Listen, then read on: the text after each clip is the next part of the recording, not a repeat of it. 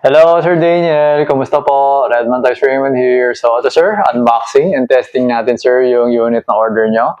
The Umarex Glock 17 Gen 5 MOS Airsoft Gas Blowback Pistol. Okay. Ano ba? Okay, so ayan sir, meron siya sticker. Nakasulat, Cerakote. This is the coating used in real firearms, and it is also the coating used in this unit. Okay, so ito. Right. Ayan sir, ang unit. Okay, so bas natin.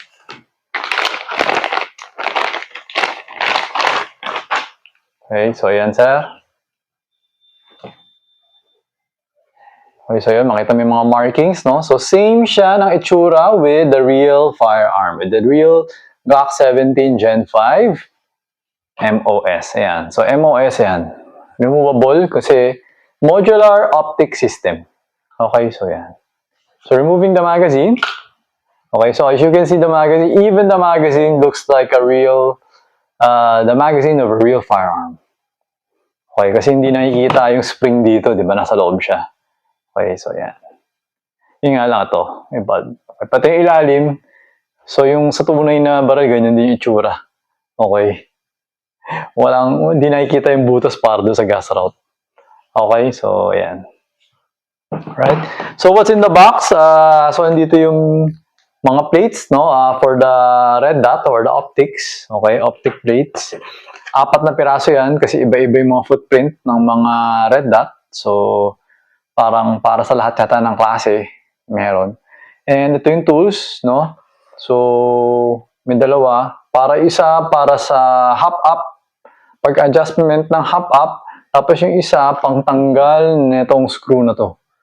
Tsaka if ever na magkakabit nung screw para dun sa optics, ito rin yung ginagamit malaki.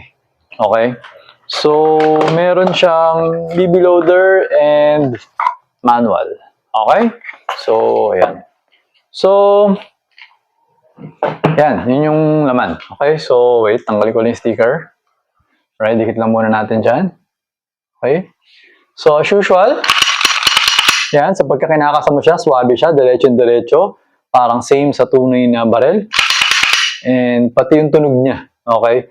Yung tunog niya, hindi naman. Kasi iba yung tunog na steel. Pero aluminum kasi to.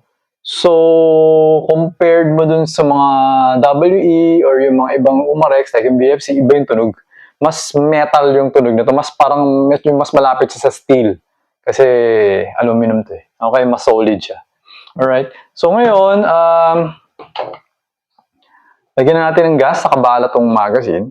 Okay, medyo higpitan ko lang konti itong bulb. Konti lang naman. Okay, so far okay naman siya.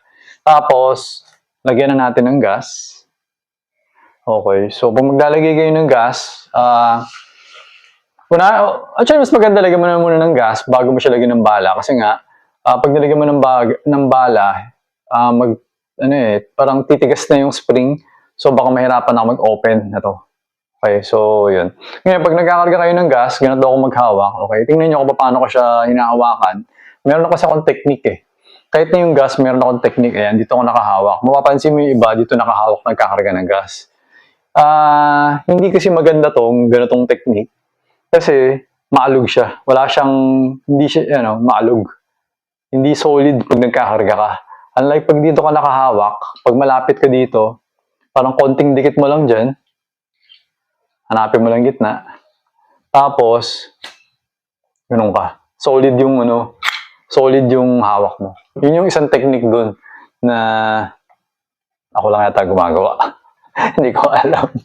Alright, basta yun yung technique siya. Okay, so ngayon, sarado na natin. Ngayon, ito, for the BB loader, check natin yung BB loader mo kung okay ba. So, one technique for the BB loader is, pag naglalagay kayo ng BB, makikita mo dito, di ba? So, makikita mo parang may entry, di ba? Dito. So, hindi naman talaga siya dito. Hindi siya talaga dyan. Kung hindi dito sa may ibabaw. Parang diagonally yung pasok niya. Parang, imbis na yung pag-ganun lang, Pag ganun siya. Okay, kasi ito yung part na may pinaka malaking opening. Tsaka ang objective kasi natin, you have to push yung follower. Meron kasi yung follower yan, yung parang nagpo-push ng BB pataas. You have to push it down eh. So pag dito mo kasi siya tinutulak, mapapansin mo nakaharang yung follower pag sa harap. Kaya kailangan medyo sa may taas yung pagtulak sa kanya. Okay, so ayan. So, makikita mo naman dito kung nasaan yung butas. So, ganun lang siya. Pero medyo mahirap siya, no? Okay, so, basta kaya yan. Okay, so ngayon, so kunyari, nilagay mo na ng ganyan, hanapin mo lang yung diretso. Saan yung diretso? Tapos medyo, pag nalagay mo na ng ganyan, medyo iaangat mo dito. Okay, so gaganyanin mo siya, yan. Tapos hawakan mo to, maganda hawakan mo dyan, para mas stable. Okay, so yan. Yun. Push it down. Tigas. Tigas.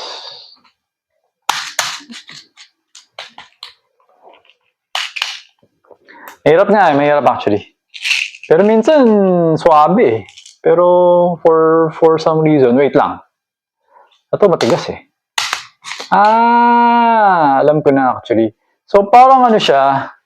So, pagka-push mo ng ganun, tendency, paulit-ulit ako gumagawa na to, nahihirapan ako. So, di ba parang may ganun siya eh. So parang meron siyang pag ganun sa dulo, meron pang pag ganun. So it's like, pag angat mo ng ganun, parang hihilain mo siya dito sa side na to. Parang paabante ng ganun. Yan o.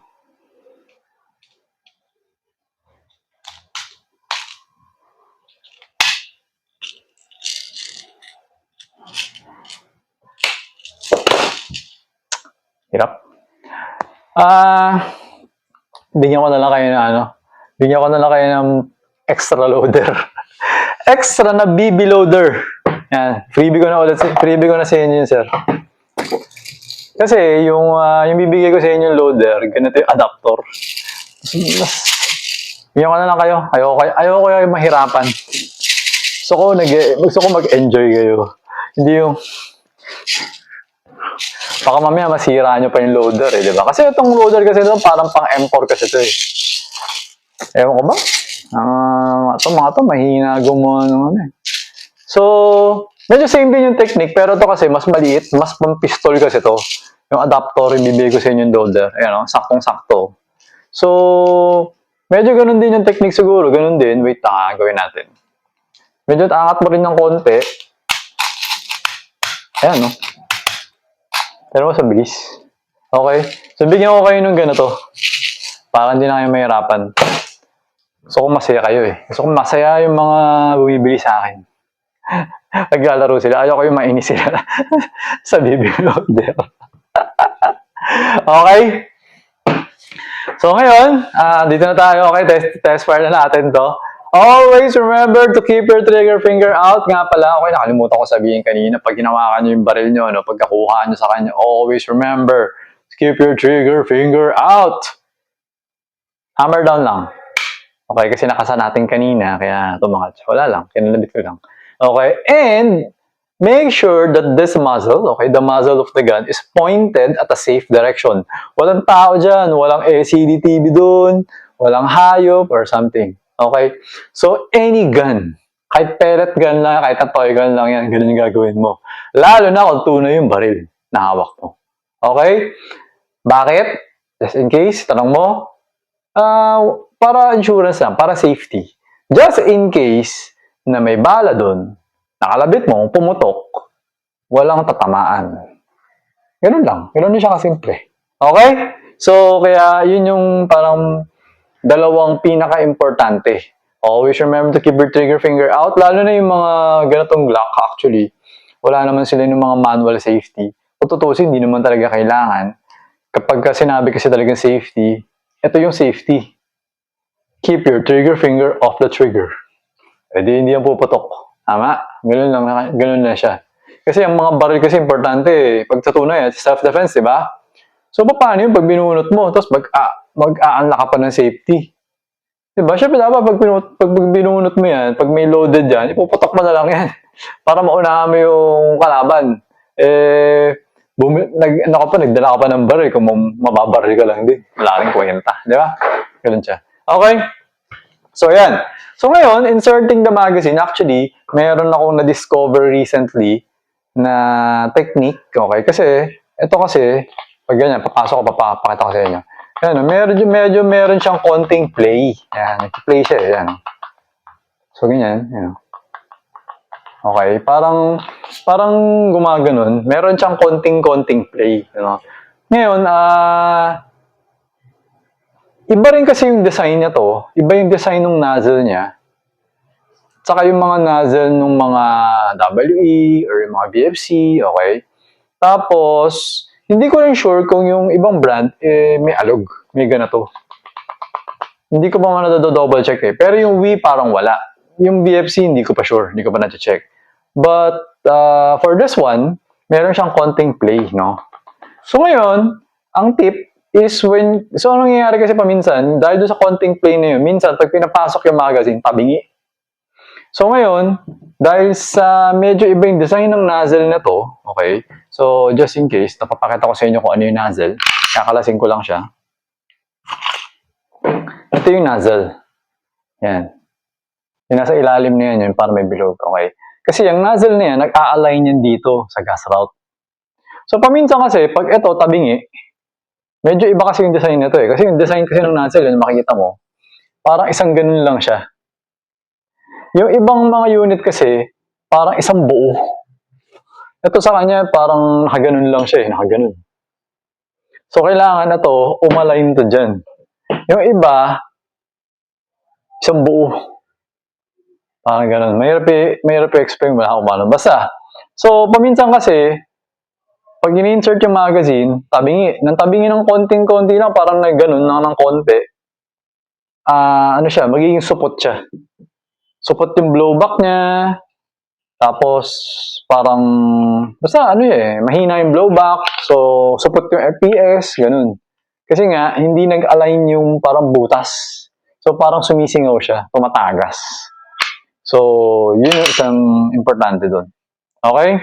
So, ngayon, ang tip sa kanya, para malaman mo kung diretso, teka lang, may gagawin lang ako.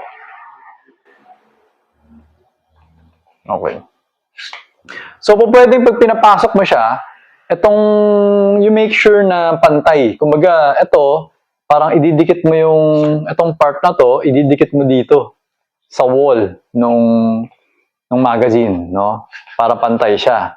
Or pwede din na habang ini-insert mo yung magazine, tinitwist mo siya clockwise. So kunwari nakaharap ka sa magazine, sa piston, nakaganyan ako, nakatingin ka na. Pagka ini-insert mo siya, parang yung motion ng kamay mo is twisting clockwise. Konti lang, para lang sure lang na umalign. Kasi yung error niya is umiikot siya ng counterclockwise eh. Yung error So, pag nagkakamali, pag nasusupot, counterclockwise siya. So, para to make sure na pag ini-insert mo siya, parang pa-clockwise yung ano mo, para pumantay talaga dito yung magazine. Ganun siya. Okay? Actually, meron isang client, client, in-explain nga niya sa akin na meron siyang ginawa nilagyan niya ng mga shims, mga kalso, nilagyan niya ng kalso-kalso sa iba-ibang part para pag pinapasok niya, hindi na umaalog, hindi na umaalog yung magazine, nilagyan niya ng kalso. Ganun. Tapos, sobrang perfect. Naging sobrang perfect yung seal. Talagang lapat na yung nozzle dito sa goma. Okay? Kaya, yun. Doon ko lang na-realize na, ganun pala, may ganun pala. Okay, dati kasi hindi ko rin alam. Okay? So, ayun. So, ito, inserting na magazine. Okay? So, ngayon, pwede rin paminsan, pagka na-insert mo na, pwede rin i-twist mo ng konti.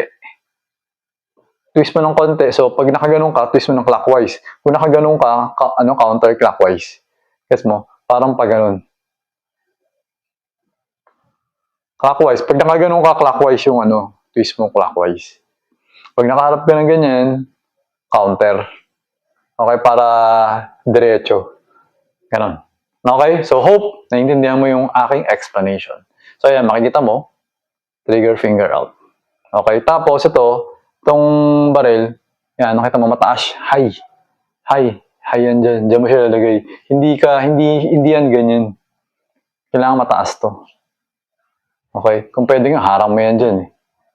Diba? Pero hindi naman pwede yung ganun. Okay, so high yan, high. Alright?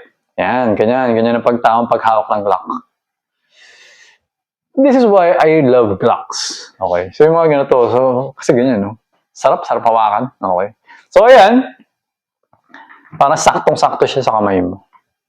So, ngayon, okay na to. Kakasa na natin. So, ikaw na bahala paano mo kakasa. Pwedeng ganun, pwedeng ganun. Okay, basta pagka gumaganon ka, medyo, siguro pag minsan gumaganon, ingat ka lang pag ganito kasi pag ganito ako magkasa, naiipit ako dito eh. Okay, kaya pag ako nagkakasa, usually pag ganun, hinihila ako pag ganun, binibitawan ko. Pero pwede rin naman for demo purposes, ganito natin siya kakasahin. Okay, ayun, para makita mo yung BB. Okay, tawa natin. Alright, so, chrono, okay, so double check ko lang, okay. Ina-adjust natin yung magazine. So, firing. Boom. 290.9, okay. Medyo mahina pa siya konti kasi dapat 300. Pero, nangyayari yun minsan pag first shot. So, itong second shot, dapat, ano na to, 300 na to. 317.7. Okay? So, yun. 311.9. 311.3. Mas malakas nga yata yung pure gas. Mas malakas yata yung pure gas kaysa sa... Ano ba order niyo? 12 gas na. Parang mas malakas yung pure gas kaysa dun sa may gas na may oil. So mga makakapanood itong video na to, parang mas malakas yung pure gas na 12. So iba-ibang tao na kasi may mga nakafollow sa atin, no? So ito, kasi kanina nag-testing na rin ako ng isang ganito. Ganito yung gas na ginamit ko. Parang pumapalo siya ng 320, 340. Pero, syempre, ibang unit yun, no? So, hindi ko alam, Ito yung ginamit ko na gas kanina. Yun yung FPS na kuha ko. Tapos ngayon, ito na yung gamit ko. Nagbukas ako ng bago kasi naubusan eh. Bukas ako ng bago. Ito yung may oil. So, yan yung FPS natin, 311. Need to observe. Okay? Need to observe further. Pero, nag-326 naman ngayon.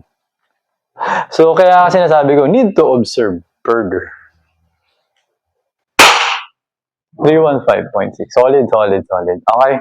So, ngayon naman, mag-accuracy test naman tayo. Wala lang. So, ang target natin is 2.3 yata, no? 2.3 or 2.5 meters away. Parang 2.3 lang to para na-abante ko yung message. 2.3 meters away. Tapos, the target size is 2 inches. Alright? So, pag nag-aim, parang yung dot, ipatong mo lang dyan. Parang pag ganyan. Okay? Tapos, yung dot, parang ilalagay mo siya pinakagitna ng target. Ganun siya. So, yun yung ginagawa ko. Okay? So, try natin. Boom! Gitna ng bilog. Bumaba lang siya ng konti dun sa gitna.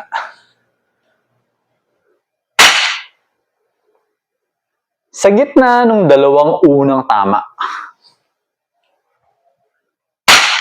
Ay, medyo nagganun ko. So, medyo bumaba siya. Pero nasa loob pa rin siya ng bilog.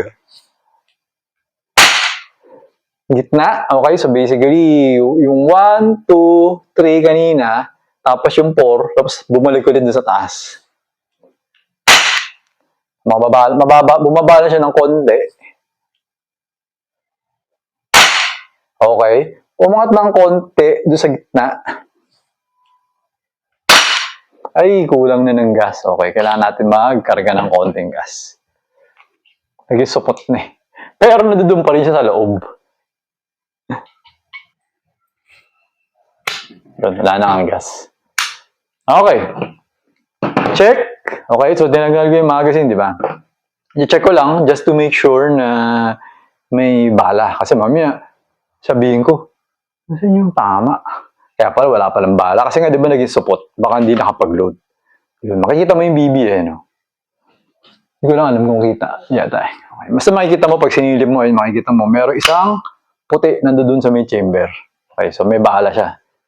So, insert the magazine. Okay? Bam! Sa pool, sa loob pa rin. Tumaas na ng konti. Gitna. Okay? So, pasok lahat. Tinamaan ko. Complete yun. Tinamaan yung plate. Okay, so ayan sir, nag-open na yung slide. Kasi wala nang bala yung magazine. Removing the magazine. Okay? So, ayan siya. So, ngayon, after na ganyan, kapag maglalaro ka pa, pwedeng iwan mo lang ganyan, tapos kargahan mo to ng bala, kargahan mo ng gas. So, kargahan mo ng gas, kargahan mo ng bala. Tapos, insert mo. Okay, so kunwari, ganito. Tingnan natin ang dalawang bala. Okay, so kunwari, may bala. Insert mo lang. Ayan. Tapos, yung pull back the slide. Pull, release. Okay? So, ayan. Patok natin ulit. Mababa ka tuwing na ba? Tigas. Okay, so ganyan. So, remove the magazine. Okay? Ngayon, kung ayaw mo naman pull back last slide lang. Avoid pushing this down. Pushing it down. Okay, avoid it. Kasi makakayod kasi yung slide, yung aluminum slide. Kasi, yan, steel to eh. Steel yung slide catch eh. So, kakayurin niya yung aluminum. Sa susunod, ano na siya, magiging tabingi na siya, magiging gano'n na siya. Imbis na nakaganon siya, susunod magiging gano'n na siya, kakakayod. So, pag wala ng bala, hindi na siya mag-open na slide. Gets mo? So, yun siya. So, hilain mo na lang. Kasi alam ko kahit sa tunay, dapat hinihila lang eh. Kasi nga, parang sobrang tigas kasi. Lalo na siguro, pag malambot na yung spring na ginamit mo doon, recoil spring guide mo Pero pag original, yung stock, sobrang tigas nung yung pag nag-lock siya. So, mahirapan ka i-push down siya using the kuko. Kaya, alam ko kailangan hilain. Okay, so ngayon, ganyan, you have to hammer down. Kalabitin mo siya.